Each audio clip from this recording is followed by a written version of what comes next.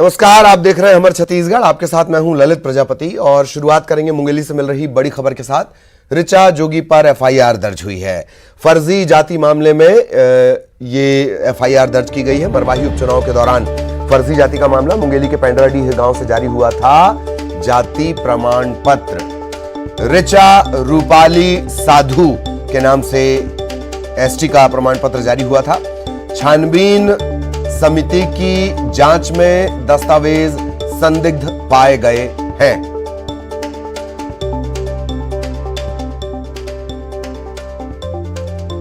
चलिए इस पर हम आगे बात करेंगे। इस वक्त भानुप्रतापपुर उपचुनाव से जुड़ी बड़ी खबर आपकी स्क्रीन पर। आज बीजेपी कांग्रेस दोनों ही शक्ति प्रदर्शन करेंगे भानुप्रतापपुर उपचुनाव में। आज सुबह 11 बजे उम्मीदवार सावित्री मंडावी अपना बी फॉर्म जमा करेंगी, नामांकन दाखिल करेंगी। इस दौरान सीएम भूपेश बघेल, पीसीसी अध्यक्ष मोहन मरकाम, मंत्री, विधायक तमाम लोग मौजूद रहेंगे। इधर बीजेपी के आला नेताओं की मौजूदगी में ब्रह्मानंद नेताम भी अपना पर्चा दाखिल करेंगे। चारामा में बीजेपी एक सभा भी करेगी। इस कार्यक्रम में पूर्व मुख्यमंत्री रमन सिंह, अरुण साव, बृजमोहन अग्रवाल शामिल होंगे। इससे पहले बीजेपी और कांग्रेस ने उम्मीदवारों के नामांकन का एक सेट कल जमा कर दिया था।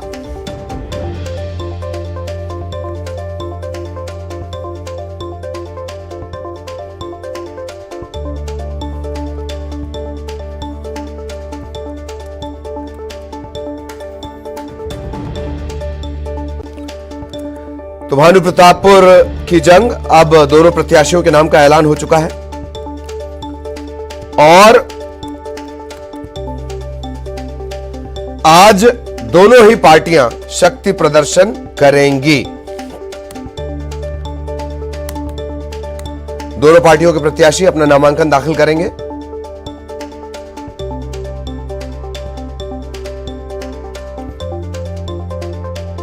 हालांकि आज मुख्यमंत्री का दौरा भी होना है अंबागढ़ चौकी का, पर नामांकन के दौरान वो मौजूद रहेंगे।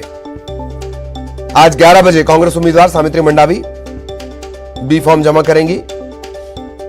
बीजेपी के आला नेताओं की मौजूदगी में ब्रह्मानंद नेताम अपना पर्चा दाखिल करेंगे।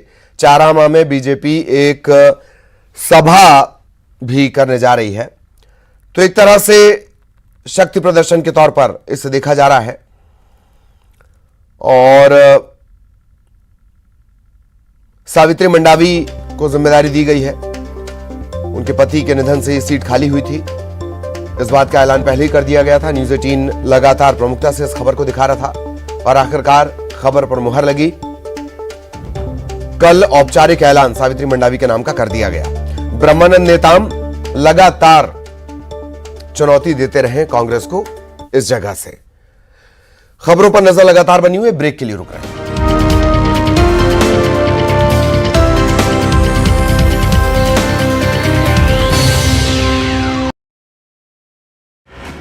छत्तीसगढ़ में तेज हुई नियमितीकरण की मांग। रायपुर में अनियमित कर्मचारियों का प्रदर्शन। 20 नवंबर को ध्यानाकर्षण सभा का आयोजन।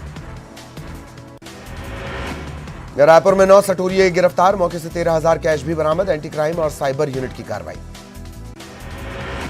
बीजापुर में 2 नक्सली गिरफ्तार। एरिया डोमिनेशन के दौरान जवानों ने पकड़ा। दोनों पर बस में आगजनी का आरोप।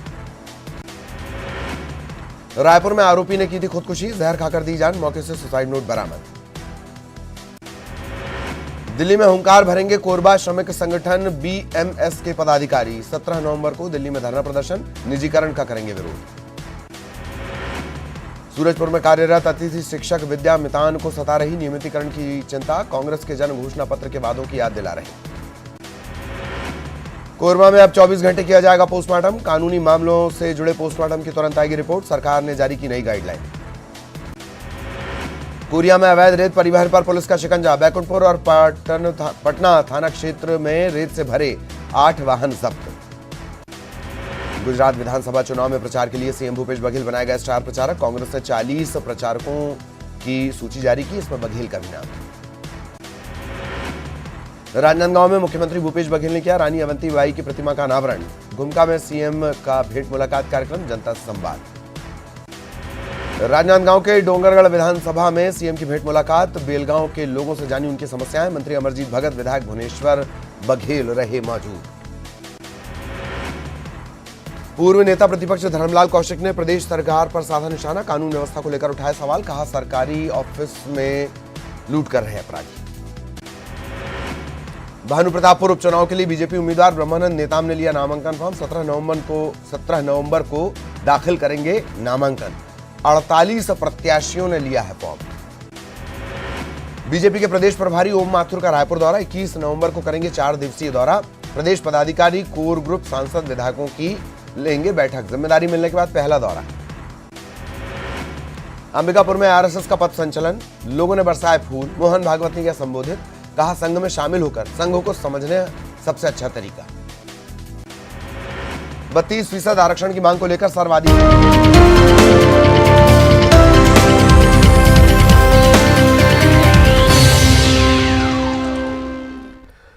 और अब ब्रेक के बाद मुंगेली से बड़ी खबर जोगी परिवार से जुड़ी हुई। ऋचा जोगी पर एफआईआर दर्ज की गई है फर्जी जाति मामले में। मरवाही उपचुनाव के दौरान फर्जी जाति प्रमाण पत्र का यह पूरा मामला है। मुंगेली के पेंड्राडीह गांव से ऋचा को, जो अमित जोगी की पत्नी है, जाति प्रमाण पत्र जारी हुआ था। ऋचा रूपाली साधु के नाम से यह जारी हुआ था, एसटी का प्रमाण पत्र। छानबीन समिति की जांच में दस्तावेज संदिग्ध पाए गए। मामला अब दर्ज हुआ है।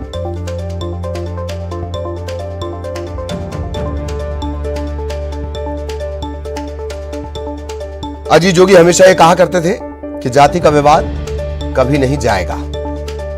और अब यह एफआईआर की कॉपी आपकी स्क्रीन पर।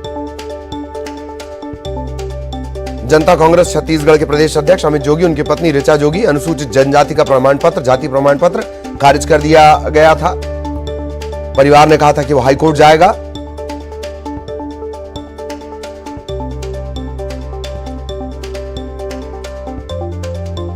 इस पूरे मामले में शुरुआती शिकायतकर्ता संत कुमार नेताम, वो पहले ही कैविएट दायर कर चुके थे। माना यह जा रहा है कि 2023 में इस परिवार का किसी भी आरक्षित सीट से चुनाव लड़ पाना मुसीबत में रहेगा। और अब एफआईआर दर्ज हो गई है मुंगेली में। मुंगेली के ही पेंड्रीडीह गांव से ऋचा का जाति प्रमाण पत्र जारी हुआ था। ऋचा रूपाली साधु इस नाम से।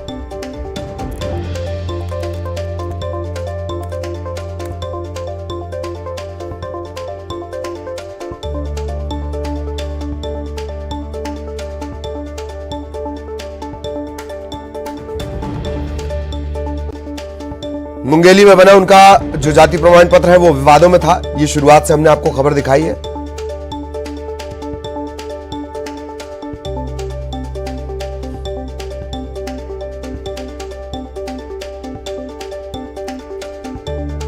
कांग्रेस के विधायक लगातार मोर्चा खोले हुए थे और जाति का मुद्दा जोगी परिवार के साथ हमेशा से रहा है।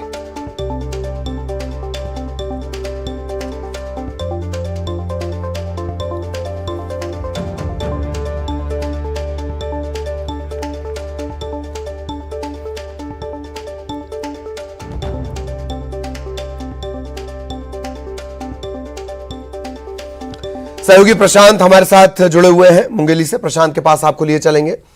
और प्रशांत, ये होना ही था, इसमें दरअसल हैरत नहीं होनी चाहिए। मुंगेली से ही इनका जो प्रमाण पत्र है वो जारी हुआ है। क्रिश्चियन समुदाय से भी ये आती हैं। बड़ा पेचोखम था और आखिरकार एफआईआर दर्ज हो गई। आगे क्या प्रशांत?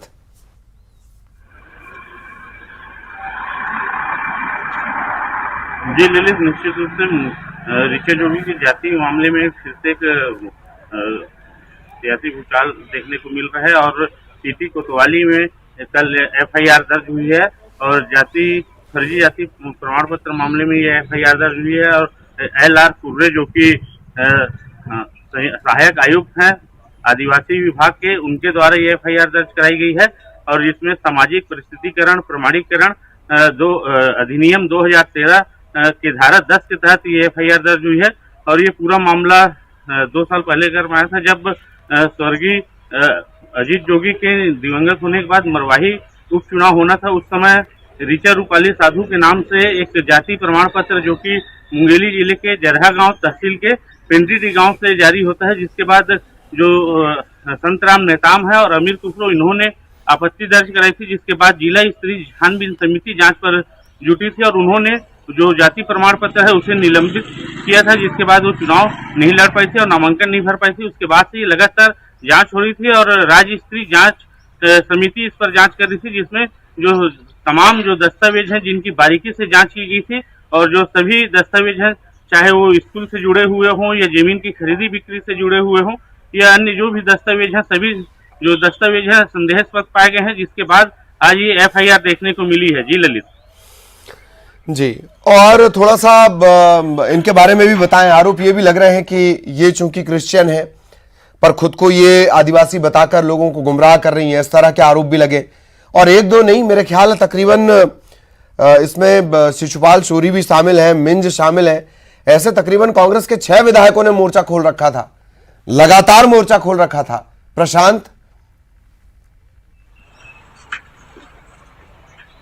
जी, निश्चित रूप से जिस तरह की उच्च राज्य स्तरीय टीम ने जांच की है और जिसमें आईएएस अफसर भी उसमें शामिल थे जांच कमेटी में, और उनके द्वारा मैं बता दूं कि बहुत ही बारीकी से जिस तरह के 19 पन्नों का प्रतिवेदन पेश हुआ है, उसमें उनके तमाम जो दस्तावेज हैं, चाहे वो स्कूल से हो, क्योंकि उनके जो पिता हैं प्रवीण राज साधु वो शासकीय सेवक भी रहे हैं, तो उन्होंने भी जो कभी भी जो अनुसूचित जनजाति का उल्लेख कहीं नहीं किया है, न ही ऐसे किसी लाभ उन्होंने लिया है। उसी तरह जो भी जमीन की खरीदी बिक्री या जो भी दस्तावेज रहे हैं उनमें भी उनके द्वारा किसी तरह का अनुसूचित जनजाति का उल्लेख नहीं किया है। फिर अचानक जब मरवाही उपचुनाव आता है तो ऐसे समय में ऋचा रूपाली साधु के नाम से जरहा गांव से जो अनुसूचित जनजाति का प्रमाण पत्र जारी होता है, उसके बाद से ये पूरा बवाल मचा है और अब ये जो जांच के बाद एफआईआर देखने को मिल रहा है। जी, और एफआईआर और अब ये भी तय है।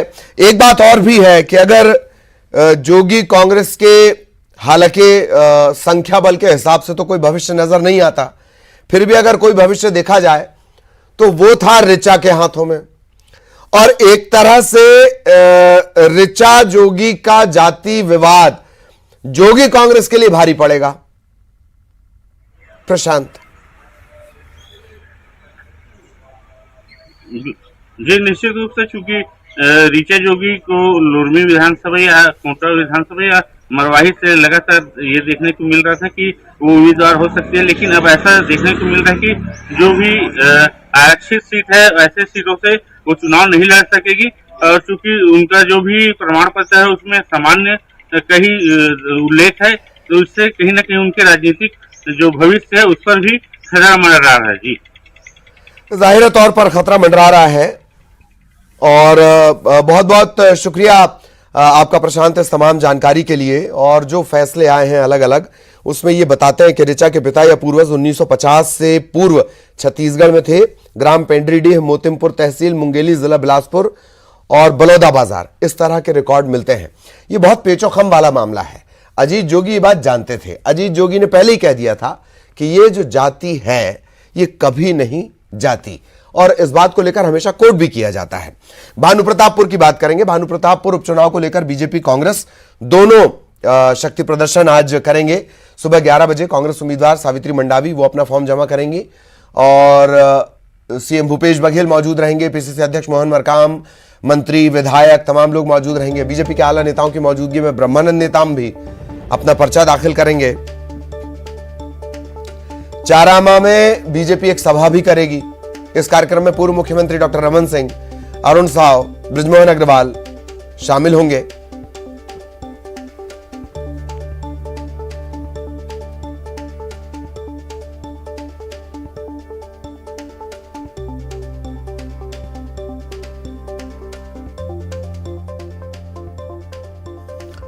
सीधा कांकेर आपको लिए चलेंगे। खेम नारायण हमारे सहयोगी हमारे साथ जुड़े हुए हैं। खेम नारायण, आज शक्ति प्रदर्शन होगा। आपने तो खैर दोनों से ही चर्चा की और हम भी लगातार वो चर्चाएं दिखा रहे हैं। कल सावित्री मंडावी से भी आपने चर्चा की। बताएं जरा आज 11 बजे किस तरह का माहौल नजर आएगा। खेम नारायण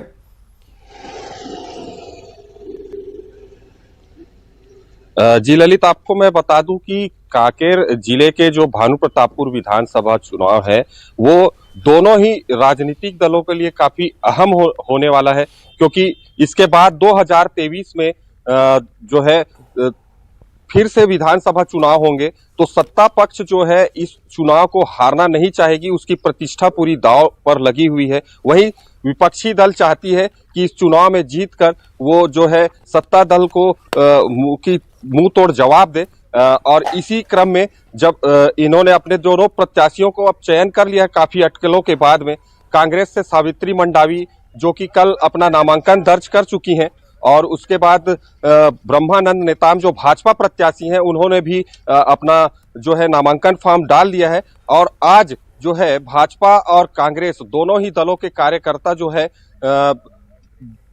जो हैं आज अपना शक्ति प्रदर्शन करेंगे, जिनका जोश बढ़ाने के लिए मुख्यमंत्री भूपेश बघेल और भाजपा से रमन सिंह, पूर्व मुख्यमंत्री रमन सिंह जो है वो यहाँ पर आएंगे और यहाँ पहुंचकर कार्यकर्ताओं में जोश भरेंगे। और एक आम सभा भी पूर्व मुख्यमंत्री रमन सिंह जो है चरावा में लेंगे। जी बिल्कुल बिल्कुल बिल्कुल, बहुत बहुत शुक्रिया खेम नारायण, और लगातार खेम नारायण की नजरें बनी रहेंगी, उनके जरिए आगे भी अपडेट हम अपने दर्शकों तक पहुंचाएंगे इस वक्त। लेकिन बड़ी खबर आपको बता दें, आज अंबागढ़ चौकी में अधिकारियों की बैठक मुख्यमंत्री लेने वाले हैं। क्या कुछ उनका कार्यक्रम वो जान लीजिए। अंबागढ़ चौकी में बैठक लेंगे मोहला मानपुर अंबागढ़ चौकी, और जिले के अधिकारियों की बैठक लेंगे मुख्यमंत्री भूपेश बघेल।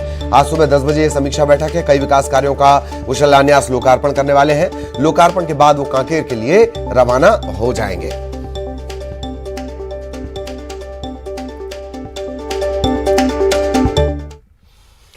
कोंडागांव में धान खरीदी केंद्र के मैनेजर की मनमानी से किसान से लेकर जनप्रतिनिधि तक परेशान है। सरकार ने 1 नवंबर से धान खरीदी शुरू कर दी है। बड़े करेरा धान केंद्र के जो मैनेजर हैं वो धान खरीदने के लिए टोकन काटने से मना कर रहा है। इसकी वजह से धान खरीदी नहीं हो पाई है। हालांकि जो किसान आ रहे हैं उनका नाम रजिस्टर में लिखकर रख दिया गया है।